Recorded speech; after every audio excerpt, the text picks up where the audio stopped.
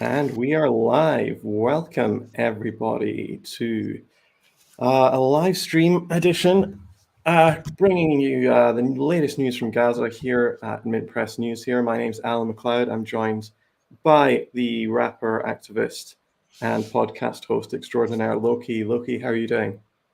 I'm okay, as well as can be expected. Yeah, I see what you mean. This is not a great time to be talking, but unfortunately, it comes up that we're going to have to do it. We've seen in recent weeks a huge amount of killing in Gaza.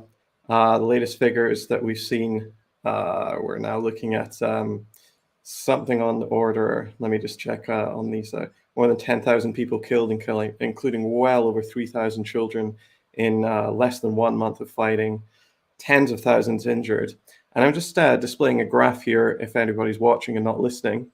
This is just a graph of the number of casualties recorded by the OHCHR in the first pretty much 2 years of Ukraine conflict, compared to the casualty figures for just a few weeks of that in Palestine. And you can see in Ukraine, there are 554 children confirmed dead over the first 563 days of that conflict. It may well be higher, but those are the official numbers that we've got from reputable organizations. Whereas in Palestine, over barely 3 weeks of conflict, we're now seeing well over 3,648 children killed by Israeli bombardment. These sorts of figures really put into stark. It's a stark illustration of what Israel apologists call, they always say things like Israel is, they're always, making absolutely every effort to make sure that children are not killed. They don't deliberately target civilians. But these figures, Lowkey, and I'll get you to comment on them, these really start to paint a different picture, don't they? Absolutely. And Israel, has a history of a maximalist strategy. In all situations, it's pushing for the furthest possible result in its interests of expansion. We also know, according to leaks that came out from Israeli intelligence in the last year or so, that when they begin a military campaign, what Israel has is a specific number at which it would be willing to stop in terms of human carnage. And clearly, the number that it has for the loss of Palestinian life this time around is higher than any previous campaign, certainly in my lifetime.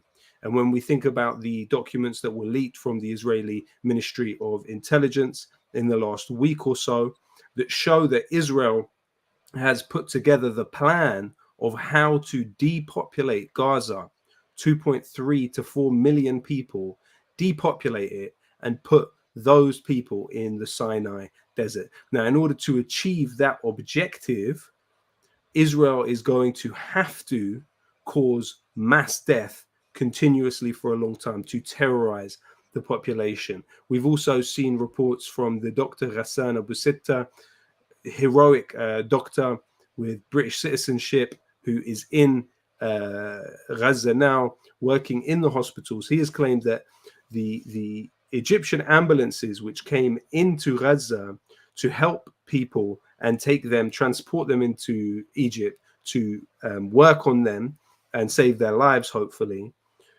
According to Ghassan Abu Sitta, these ambulances were fired upon by the Israelis.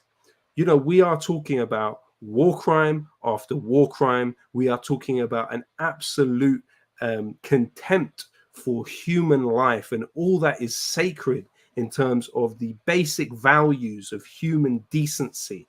Israel has violated all of those things, everything, all the sanctities that you expect people to have some sort of respect for. Israel has absolutely none of it.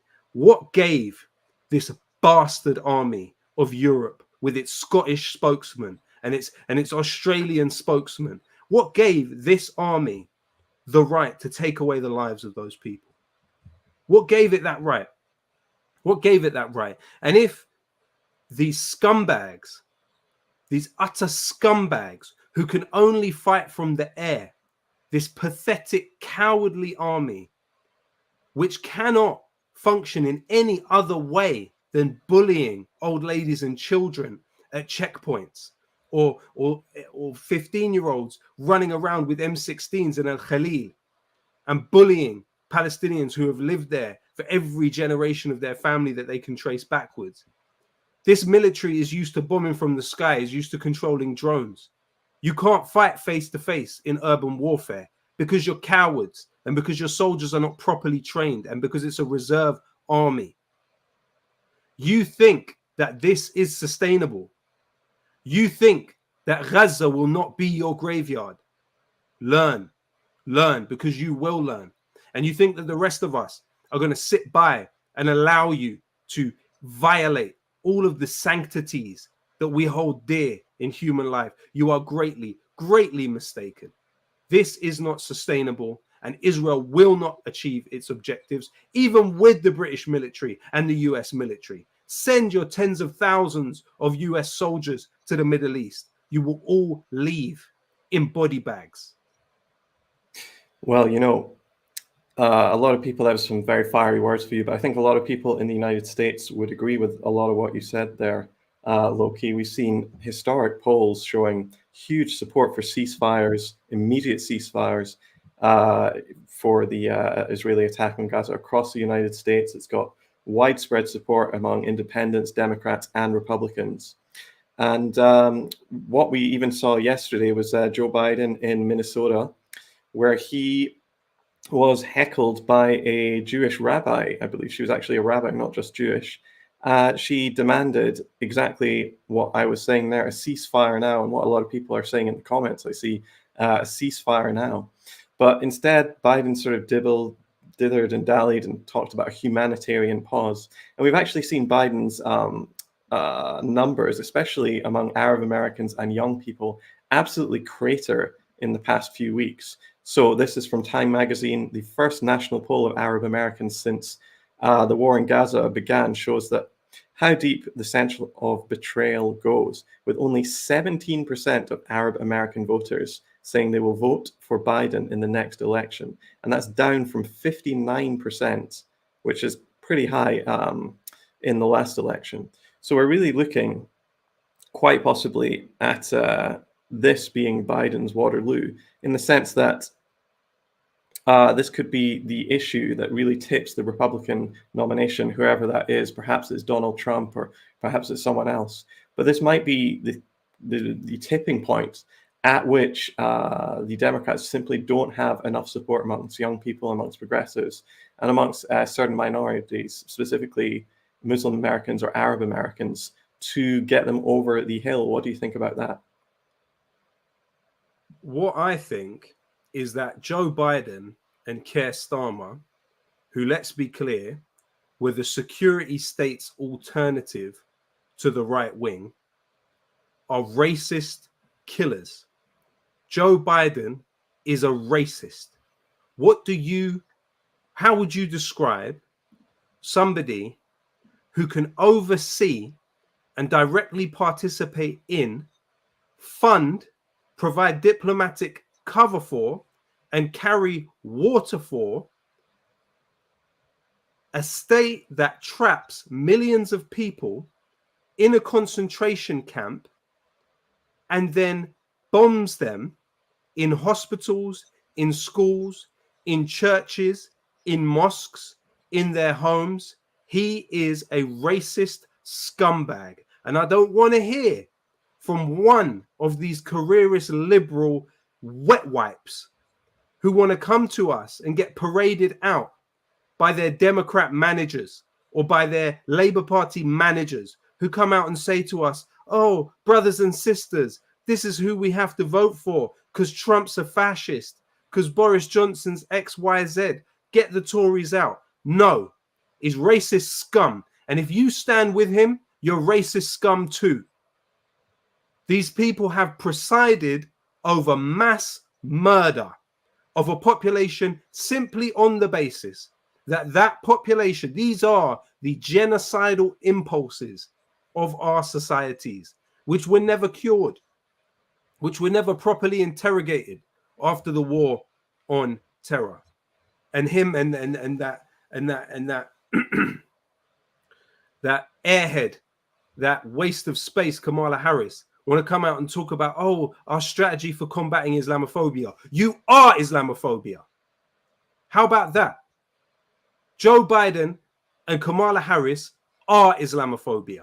They are responsible for the Muslim people in the United States getting murdered on the streets. That's them. That's on their hands. That blood is on their hands. And you think that we will go quietly into the night and move on after this and forget what you did and continue to interact with people that have supported this. If you've come out and you've guilt tripped and gaslighted people into why they have to vote for Biden, you're an idiot. You're an idiot. And you too should be held accountable for carrying water for these utter scumbags of human beings. Yeah, you know, Biden is now, as I said earlier, has now come out in favor of what he calls a humanitarian pause. It's been in the news lately. I'll share a little article showing that, a little illustration of that. Yeah, Biden at that conference yesterday where he was heckled in Minneapolis, he answered the rabbi's question when she demanded a ceasefire now by saying that he would call for a pause in the bombing. And this is really this odd manufactured word that we've seen over and over again from politicians over the last couple of weeks. A humanitarian pause. We've seen people like Elizabeth Warren talk about it. We've seen people like Bernie Sanders use it. Keir Starmer, the leader of the British Labour Party, is calling for it. Liberal Jewish groups like J Street are calling for it. Mr. Biden himself said, and I'm quoting here, "I think we need a pause. A pause means give time to get the prisoners out," end quote.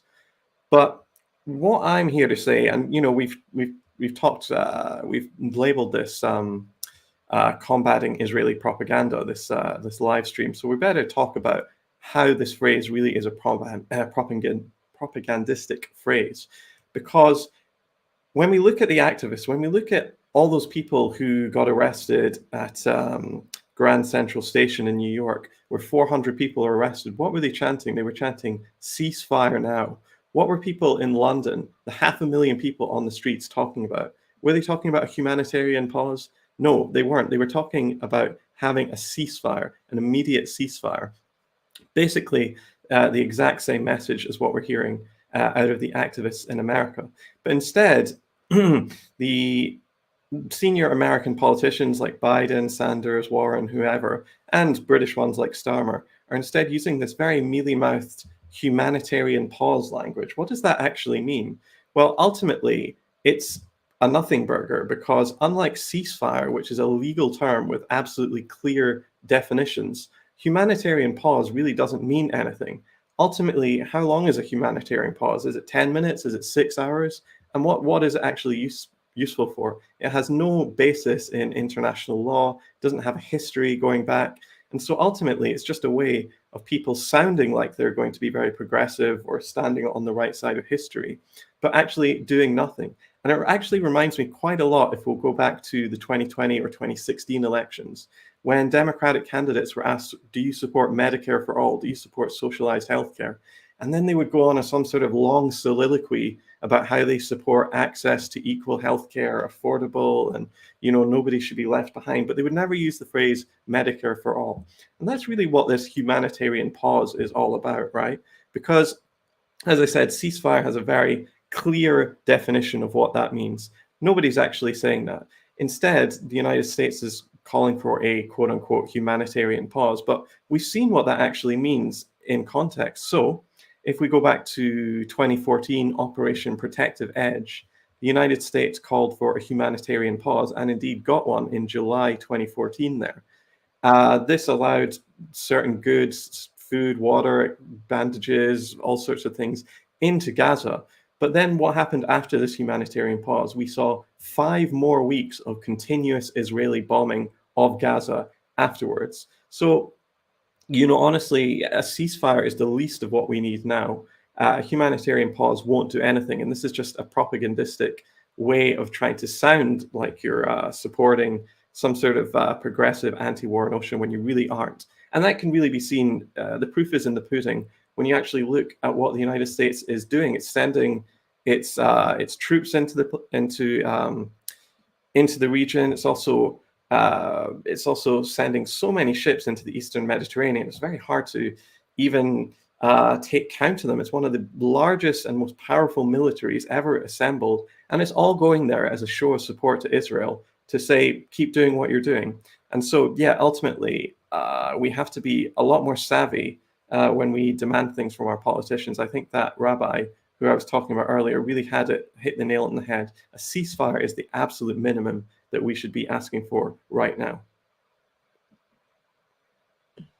Absolutely agreed. And, you know, these tepid wimps and idiots with their humanitarian pause. Keir Starmer gave his absolute rubbish speech yesterday at Chatham House, talking about, oh, we need, yes, I think a humanitarian pause, unable to deal with very basic questions about what Israel has done.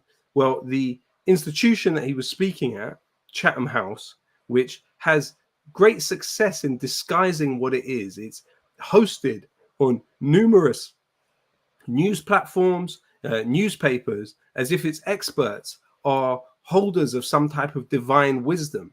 Well, let's think about who funds Chatham House. Chatham House is funded by the US Embassy, it's funded by the US State Department, it's funded by the UK Foreign Office, it's funded by the British Army, it's funded by Lockheed Martin, it's funded by BAE Systems, it's funded by Trevor Chin, and it's funded by the Israeli Embassy.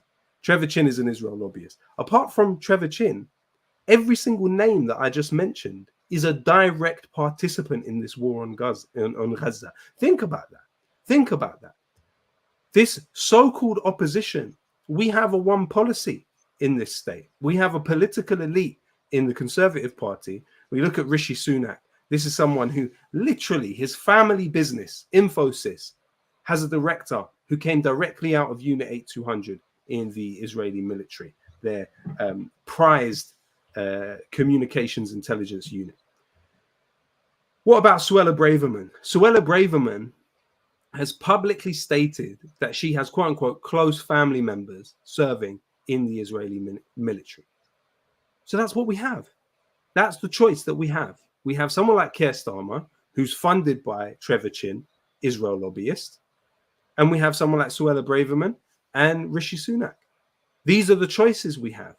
You think that you can take these people's lives and that's okay. You think there will be no repercussions. You think that our lives are cheap because those people are us and we are them. This is what you fail to understand. You think by funding more of these social engineering projects within the Muslim community in this country is going to calm people down, is going to put a few jobs that way, calm people down that way, invite them to a dinner here, give someone an OBE there. No, it's all done. It's all done. The ideals you profess to hold as a society are on show to the world to be complete lies. The mask has fallen. We see you for what you are.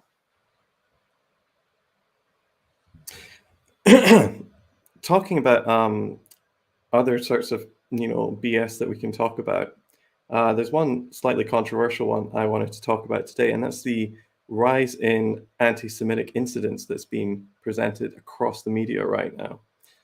Now, you can see it from anywhere from the New York Times to Fox News to the Washington Post, CNN, the BBC. They're all talking about this rise in anti-Semitic incidents, and it tends to come mostly from the Anti-Defamation League, in the sense that there is this database that they've been keeping, and they've even helped a handy map here. And certainly when you look at this map, which shows all 50 states here, it certainly looks like there's an awful lot of incidents going on.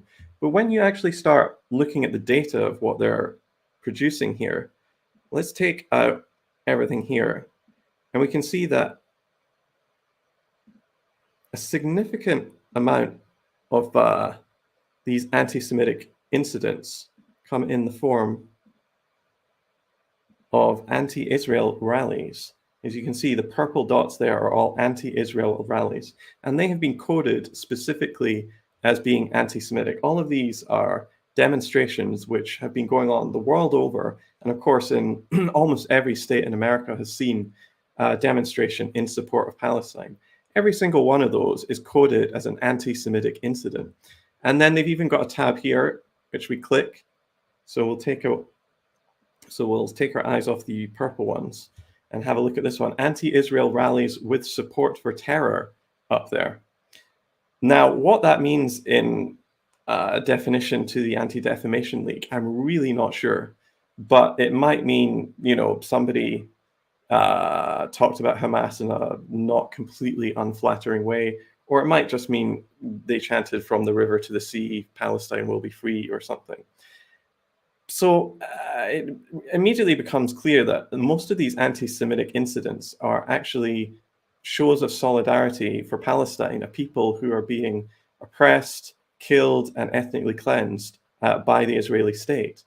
When you actually look at some of the more serious ones like harassment or assaults or anything like that, when you drill down into the numbers, it doesn't really seem like a lot of these are potentially anti-Semitic. So I'm just looking at the Chicago one just as an example. It says individuals at a pro-Palestine rally chased and physically assaulted an individual holding a picture of an Israeli flag.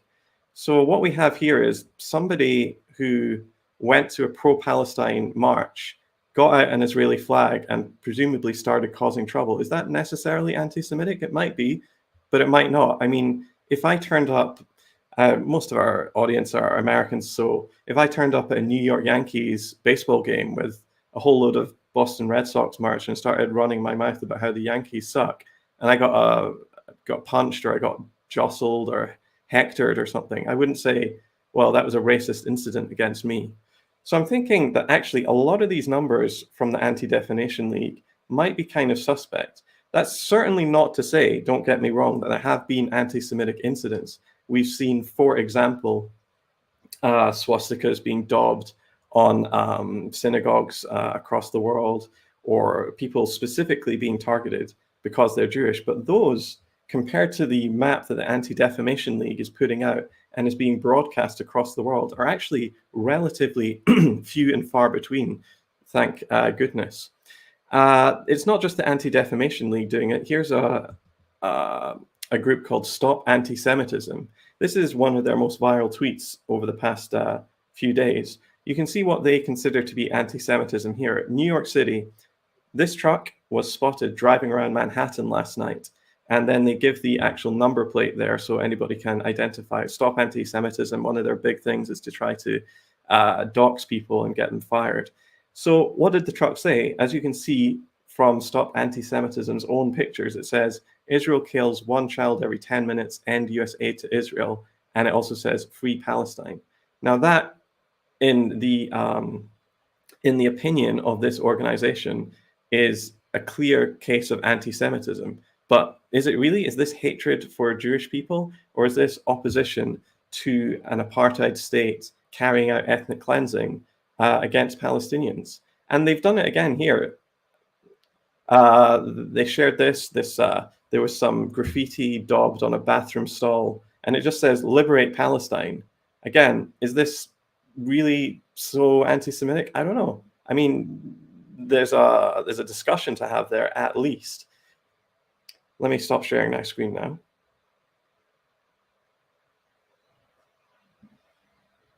I think we also have to be clear about who the ADL are in essence, right? Because while they certainly do work combating racism, they have often been accused of working hand in hand with the Israeli government. In fact, we know for sure that throughout its history, the ADL has often functioned as something like an unofficial spying agency for Israel.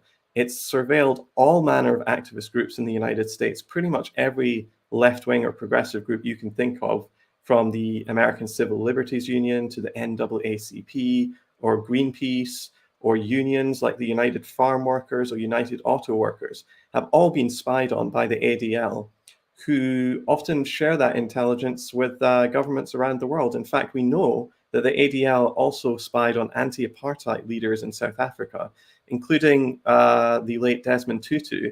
And by 1986, it was actually sharing its intelligence with the apartheid government in South Africa against these anti-apartheid activists. We've also seen a lot of people accuse the ADL of really trying to run defense for Israel. And every time the Israeli government does something heinous in Gaza or in Palestine or to another of its neighbors, the ADL will come out with a new report saying that there's a new wave of anti-Semitism hitting America or washing over the West. But really, when we look at the timing of these reports, it starts to look like perhaps they're actually just trying to run defense, change the subject. So we're not talking about Israeli aggression, but we're actually talking about anti-Jewish hatred. And as I said, it's not like there aren't really serious problems with anti-Semitism in the West or America. We have seen, for instance, the far right gunmen shoot up synagogues in Pittsburgh and in San Diego, killing many, many people. But very often, those are not kind of the incidents that the ADL wants to really promote and talk about the most. They actually tend to want to talk about things that are much more progressive, and seems like they're more interested in trying to uphold the name of the Israeli state and its reputation in the United States than actually fighting against people who might want to cause harm against Jewish people. And so ultimately, what that map that I showed you does is actually conflate things like being on a pro-Palestine march with real hate crimes and real aggression against Jewish people. And it's not making Jewish people more safe. It's actually trivializing racism and trivializing their suffering. The ADL are a mafia that works for Israel. They have been proven to have spied on hundreds of political organizations and collected information on thousands of activists. That information that they have gained through surveillance and infiltrating organizations has been sold not only to Israel, but also to the apartheid regime in South Africa. The ADL's status as an Israel proxy is so blatant that even the FBI, who already was working very closely with the ADL at this point, had in an internal memo in 1969, it said that it was perceived to be incredible to assume that the information that the ADL was gaining from spying on Arab student groups and others was not being furnished to an official of the Israeli embassy. Let's be clear, the ADL is an arm of Israel. It's working in concert with numerous other organizations around the world to try and criminalize all of us and weaponize against us our aversion to human suffering. It's trying to turn those of us who support the Palestinians in their legitimate rights and support the Palestinians against 100 years of settler colonialism as somehow in the bracket of rightlessness that is close to the Palestinians. Therefore, we must be pursued. We must be surveilled. We must be censored. We must be jailed. And we say no, no, no, and no again. We don't believe you're rubbish. You're gaslighting us. None of what the ADL is trying to say about those who support Palestine is likely to be true. It has a historical record of lying and of selling information and of smearing people, particularly when you look at its role even in the Black community in the United States. It has worked tirelessly to prevent people in the Black community in the US from seeing their own struggle reflected in the Palestinian struggle, from connecting the dots with Israel training US police forces, those police forces becoming more militarized and becoming more violent towards Black communities in the United States. The ADL works on disguising all of that, camouflaging all of that. It has a heavy presence in lots of different communities in the United States. It's time for all of that to change. We need to be absolutely clear. You, as an organization, are a bad faith actor. We take nothing you say at face value, and you must be pushed out of your activity in the community. Let's not forget that the ADL is the largest non-governmental trainer of law enforcement in the United States, including the FBI. The relationship between the ADL and the FBI is closer than ever. Every single FBI agent in the United States goes through ADL training. And let's not forget that the FBI has a very well-known record of entrapping people from the Muslim community in a way that doesn't seem to happen as much in this country. The FBI will send people into Muslim communities to recruit people for some type of operation of political violence. Once a person agrees, that person will then be arrested because essentially they have been entrapped by the FBI. That's what the ADL is part of with its partner, the FBI, in the Muslim community. So when it comes forth trying to say that it has any position against Islamophobia, do not take them seriously in any way, shape, or form. The ADL shares funders with Islamophobic organizations. It shares funders with those that build settlements in the West Bank. The ADL is the enemy, and it is a key part of what Israel is attempting to do in the United States. We have to be absolutely clear about that. Now, where do we stand with the current war? Well, there are those within the Israeli military and media who are now saying they are fighting a battle on 7 different fronts. One of those fronts is, of course, Gaza. Another front, they say, is Yemen. Another front, they say, is Lebanon. But they also say that they are fighting on the front of the hostage issue within the political unit of Israel, the captives issue, because you have family members who are protesting day and night to try and get their loved ones home to them. And they know that the Israeli military's objective is not about rescuing those people. It's about driving the people of Gaza into the Sinai Desert. And then another front, which those in the Israeli military are talking about, is the economic situation. And as I said from the beginning of this, that the next phase of what Israel is attempting to do is economic paralysis. If it thinks the economic paralysis which it was afflicted by in Ma'rakat Sayf al-Quds in 2021, the Unity Intifada, was anything, then it is not prepared for the type of economic paralysis which will be visited upon it by this war that it is inviting. When you disable the airport, you severely restrict Israel's ability to function properly economically. When the construction workers, and this will happen, and at the moment people are being suppressed through threats and dictatorial directives within the Israeli society. So there are 60,000 Palestinian construction workers who the Israeli building industry is reliant on. They went on strike for one day in 2021, and you had $40 million lost from the Israeli economy just in one day alone. You've got thousands of Palestinian transport workers in Israel. If they go on strike, they went on strike before and it cancelled 300 journeys. They could go on strike again.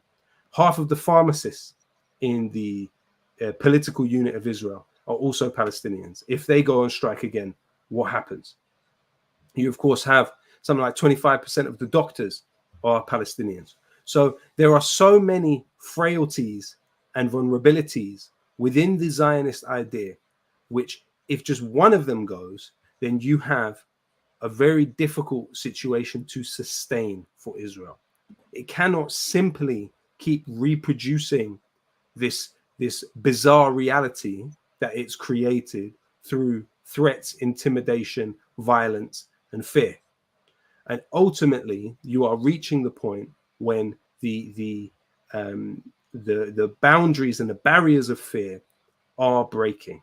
They're breaking here, they're breaking in Palestine, they're breaking in Lebanon, and ultimately, Israel is seen more clearly by the rest of the world as a white supremacist European settler colony, which is reliant upon US largesse.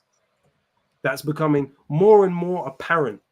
The vast majority of the world consider themselves post-colonial subjects. They consider themselves to be people that emerged from the embers of a colonial scorched earth experience that swept the world in the last few centuries.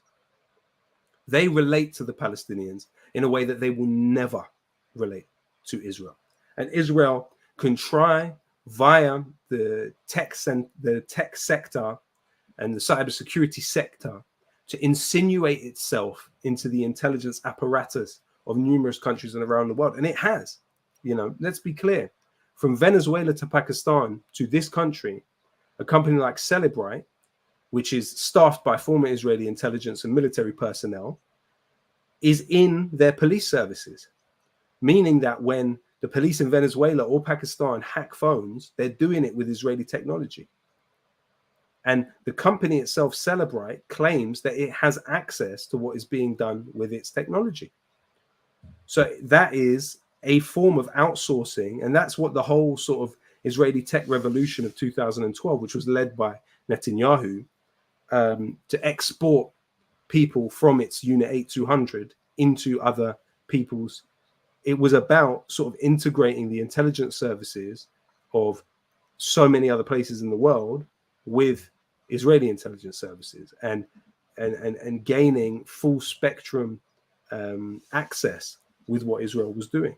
But that's not going to suppress, being top heavy and maximalist is not going to suppress what people can see. People do not like seeing babies dying. Israel is defeating itself again and again and again. And far more people in the world are represented by governments that do not see Palestinian resistance as terrorism. Yes, the US designates certain organizations in that way. Yes, Britain designates certain organizations in that way. Yes, the EU. Yes, Japan. But those governments represent less than 1 billion people. Let's be clear. Or around 1 billion people. Do you want to know the governments that don't define Palestinian resistance as terrorism and those particular resistance factions? Talking about China.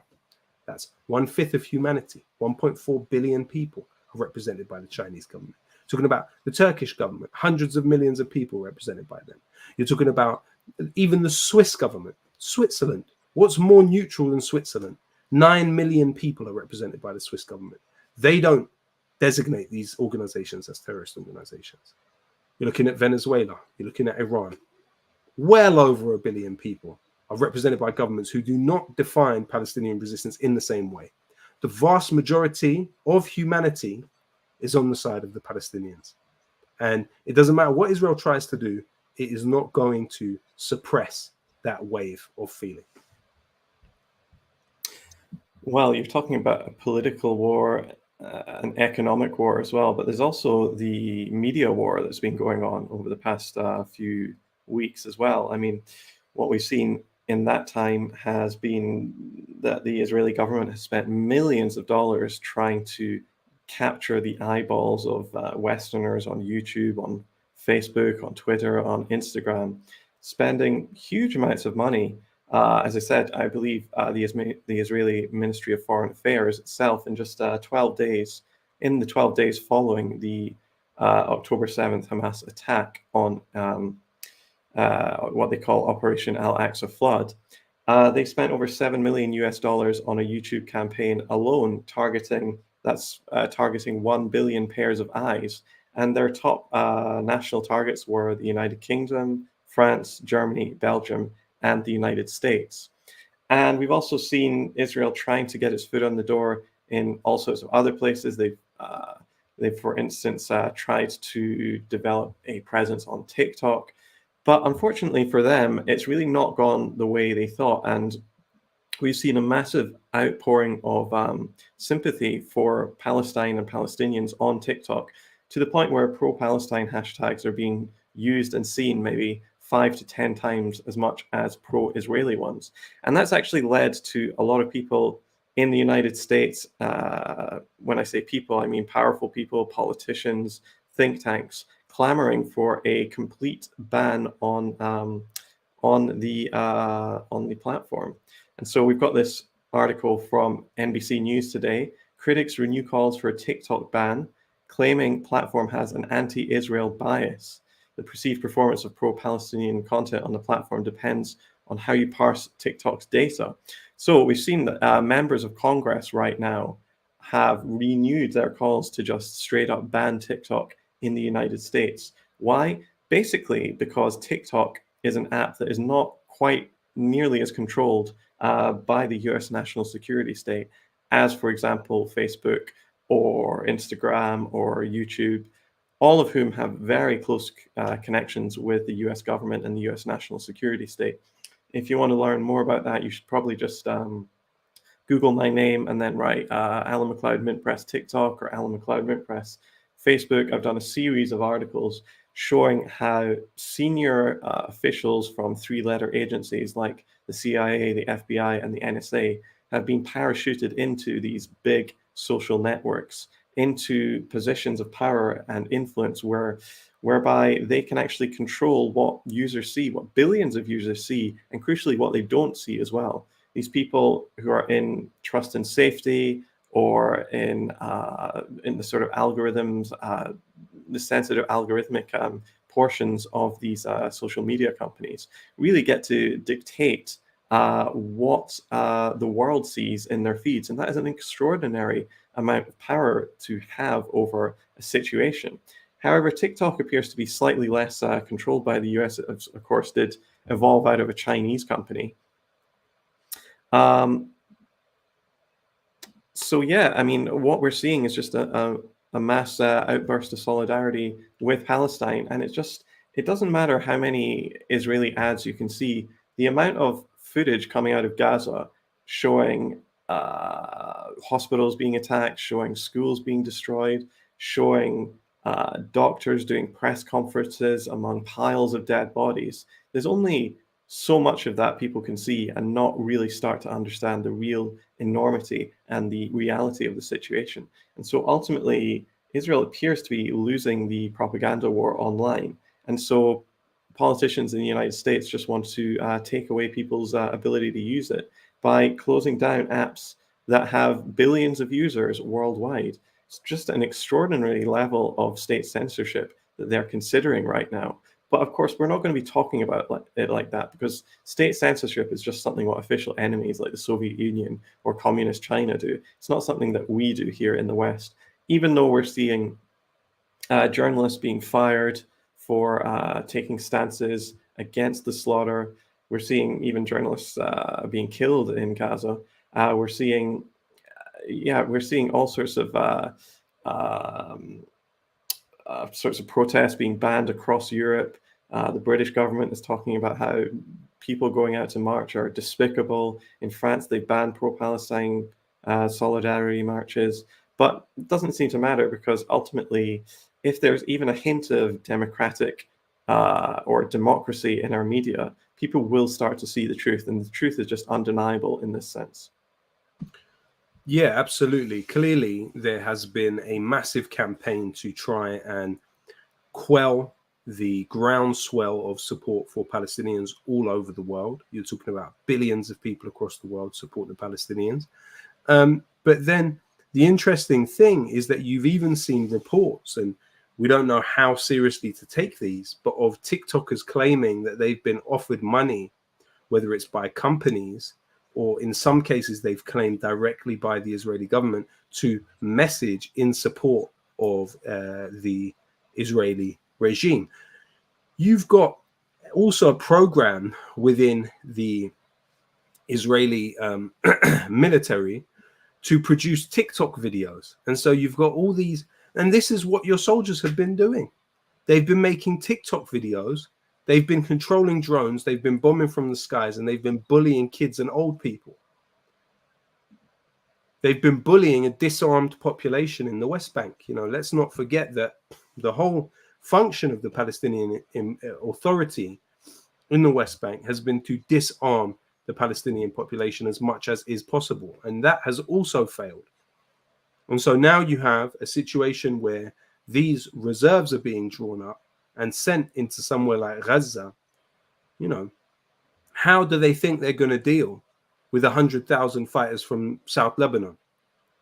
What does Israel think it can do?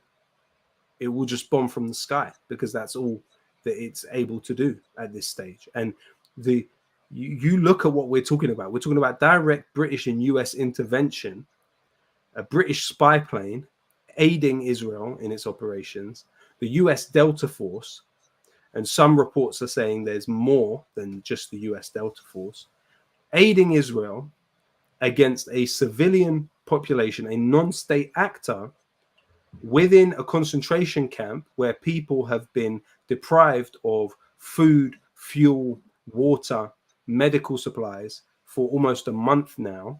You've had 4 cancer patients who have just died because of the depriving of the Turkish Friendship Hospital in Gaza, which is the only cancer hospital there that specializes in cancer, that was bombed by the Israelis a day ago or so, because they don't have any fuel.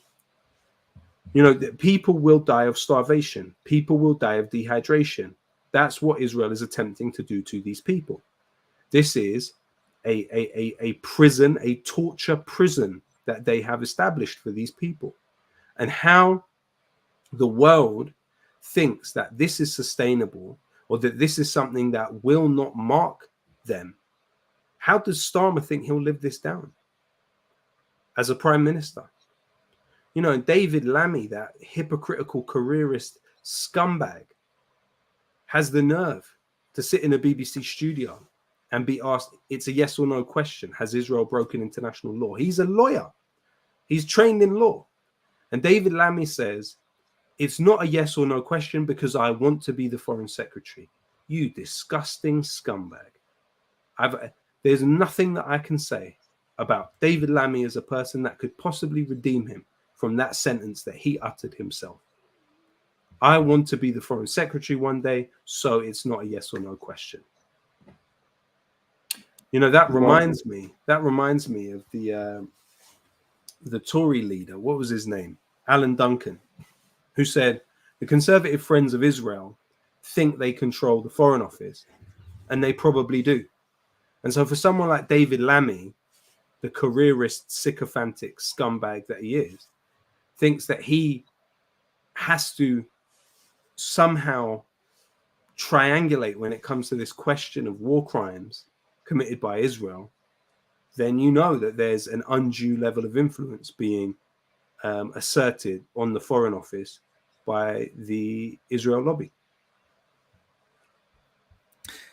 The last topic I did want to touch on today, for me anyway, was this piece that came out in Middle East Eye recently. And it's based on the comments of a senior Likud politician. In fact, this politician, Galit Distel Atbarian, sorry if I pronounced that wrong, she was very recently, in fact, up until just a few weeks ago, a minister in Benjamin Netanyahu's cabinet. And so she called for Gaza to be wiped out. She said, and I'm quoting here, "Invest that energy in one thing, erasing all of Gaza from the face of the earth," end quote.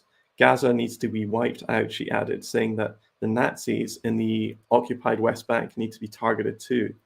She said that the Israeli military was required to be vengeful and vicious, and that anything less than that was immoral. Now, this is the sort of language that we rarely see come out, some of this most straight up genocidal language that we very rarely see politicians make, because they know it doesn't play well, and they know that, you know, after everything's said and done, that this is going to look extremely bad. We've seen a lot of Israeli politicians actually talk in very similar language. We saw the president, Isaac Herzog, talk about how there are no innocents in Gaza, a place of more than 2 million people, half of which are under 18. That's the sort of language that justifies genocide.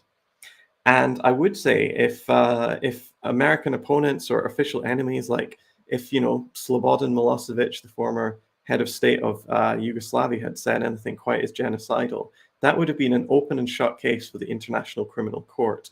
But I doubt that Israel is actually going to be taken to the ICC, specifically because the United States has always protected itself and its allies, or any powerful nation really, of ever being held accountable because of that.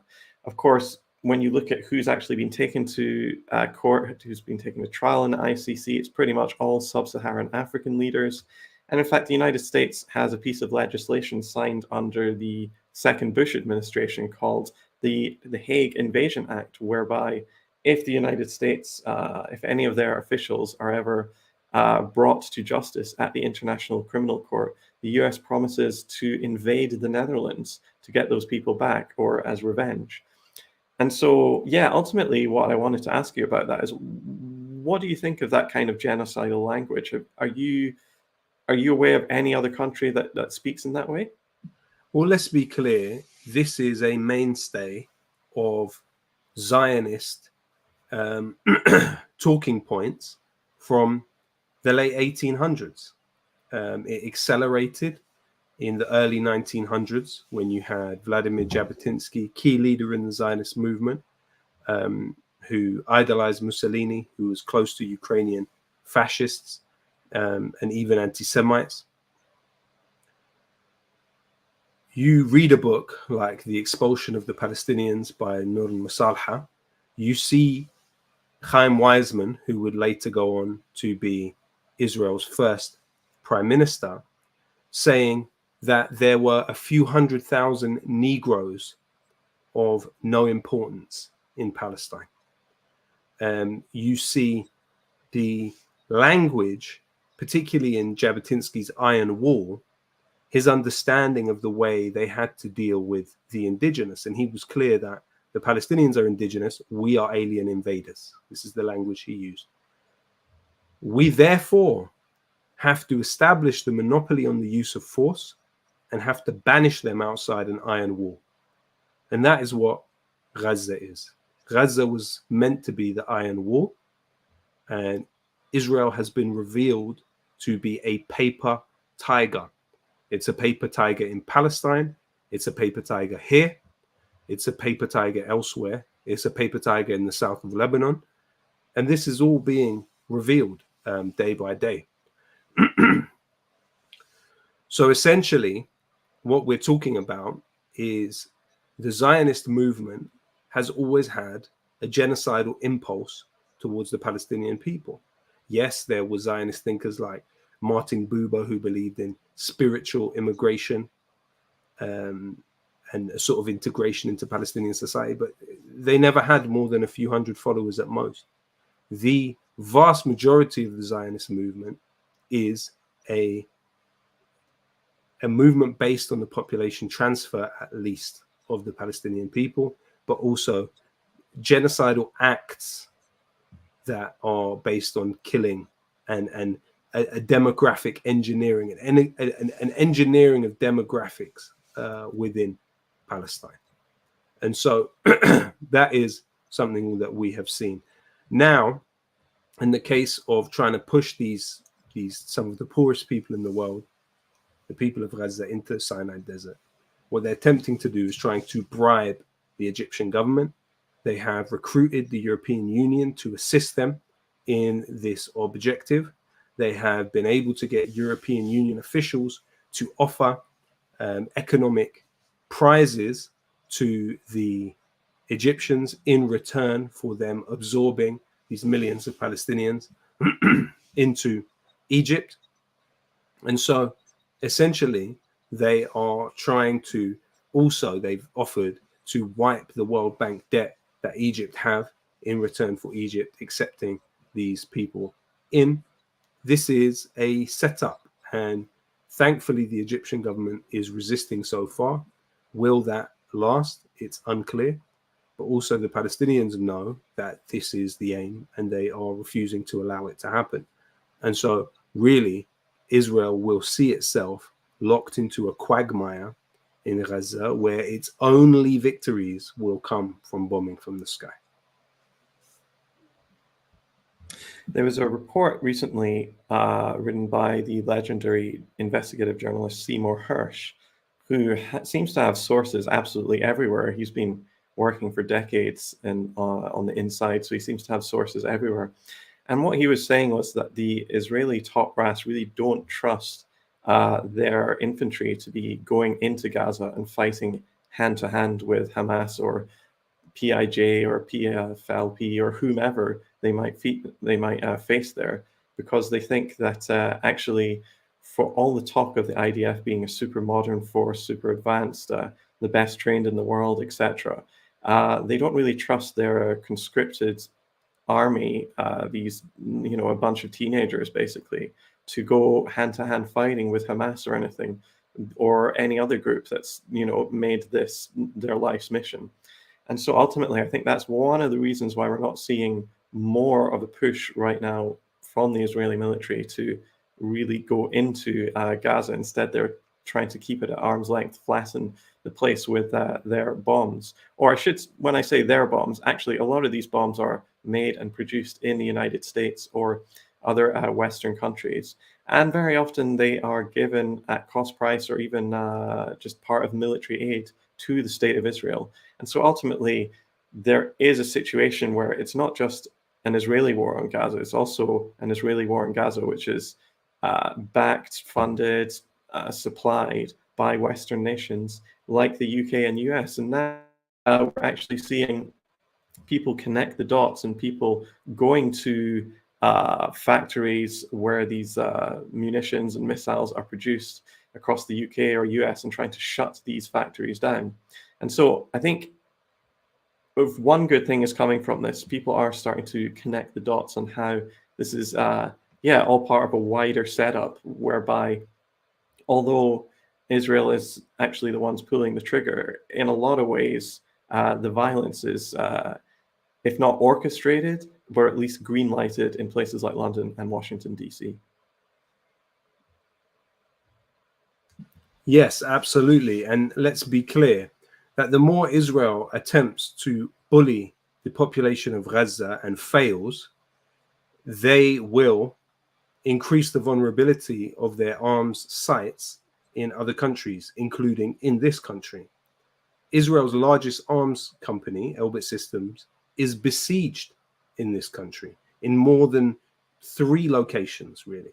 You have seen numerous relentless actions taken by Palestine, action across the last 3 years that have led to the shutting down of 2 Elbit Systems sites permanently in this country, the selling of a subsidiary of Elbit Systems, and also importantly, the cancelling of £280 million worth of contracts between the Ministry of Defence and Elbit Systems.